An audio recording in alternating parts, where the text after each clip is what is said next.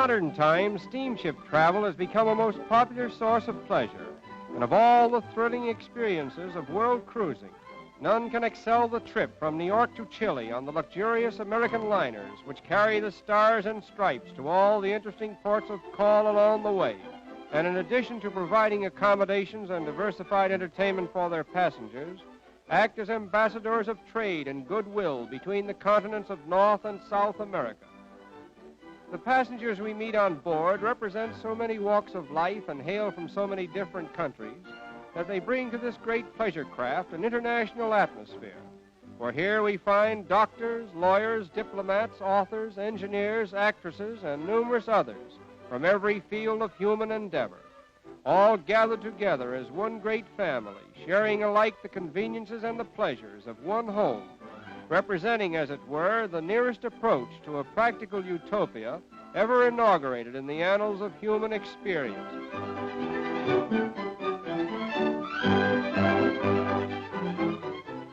In all our world travels, nothing has brought us greater pleasure or more friends than life on board these luxury liners, and we feel highly indebted to the great steamship companies who have contributed so much to the comfort and pleasure of modern travel and the consequent enlightenment of mankind. And now our great ship is sailing into the harbor of Valparaiso, chief seaport and gateway to Chile, that enterprising republic which has enthusiastically joined with Colombia, Ecuador, Bolivia, and Peru in attracting the stream of trade and travel to the west coast of South America.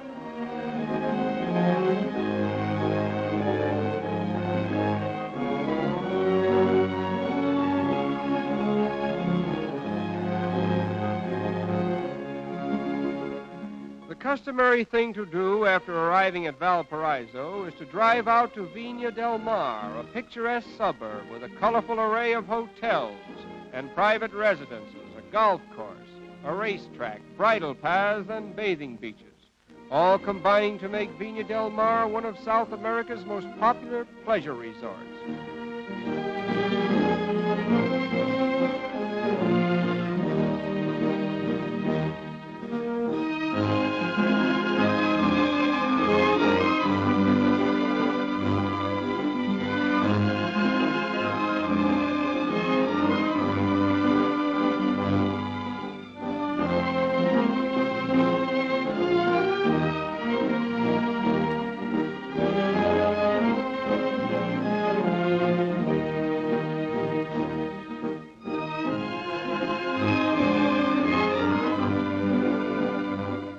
At the casino, with its very sophisticated cosmopolitan flair, roulette and practically every other game of chance may be played.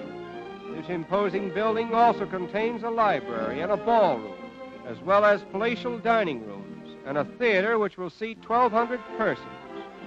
Miramar, Cancun, and several other bathing beaches help to make Viña del Mar the Lido of South America and a happy rendezvous for globetrotters from all parts of the world.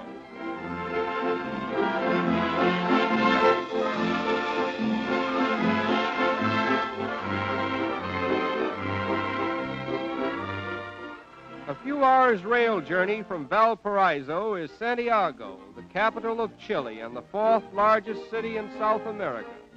A modern metropolis with fine hotels and restaurants, up-to-date shops, bustling office buildings, and the best of modern theaters.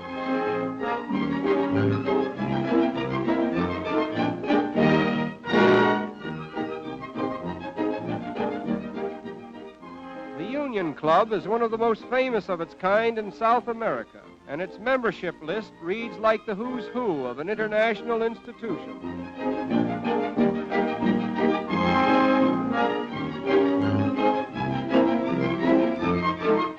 Santiago is noted for its beautiful parks and imposing monuments, one of the most famous of which may be seen at the Parque Forestal. The Alameda de las Delicias is the famous promenade of Santiago, where the younger set of the city enjoy the simple diversion of promenading in romantic settings that are reminiscent of old Spain. Chile is noted for its delicious fruits and wines, often used in preparing a popular native drink known as the Consuela cocktail, consisting of crushed peaches or crushed strawberries and champagne. Vying with the fruits are the flowers of Chile, which grow in profusion and produce an exquisite perfume.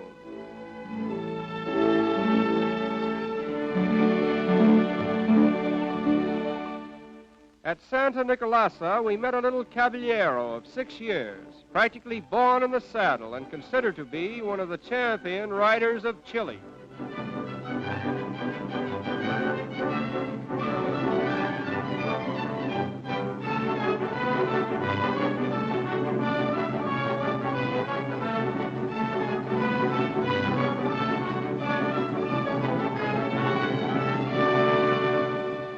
Among the early races which were dwelling in Chile at the time the Spaniards arrived were the Araucanian Indians, living in the section south of what is now Santiago. They were an aggressive, warlike people who successfully withstood the attacks of the invaders and held the distinction of being one of the few unconquerable races on the continent. The Araucanians were never brought into subjection by the Incas and were never conquered by the Spaniards. Throughout the warfare and invasions taking place in the early history of the continent, they managed to maintain their independence. Today, about 100,000 of these Indians are living in the neighborhood of Temuco, near the Chilean Lake District, calling themselves Mapuches, meaning people of the land. They are a peaceful, dignified people, engaged chiefly in agricultural and industrial pursuits, and are protected by law from exploitation. One of the most entrancing regions in all South America is the Chilean Lake District, which extends down the central valley of Chile from Temuco to the chain of southern lakes which stretch eastward into the Argentine.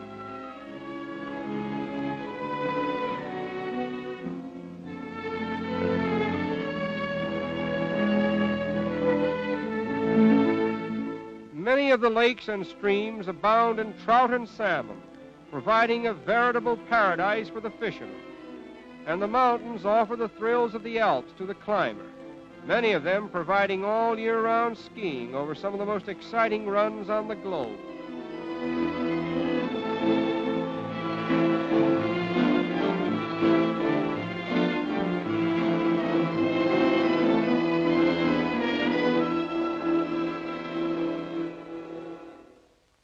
The crowning scene in this beautiful region is the snow-capped volcano, known as Osorno, or the Fujiyama of Chile.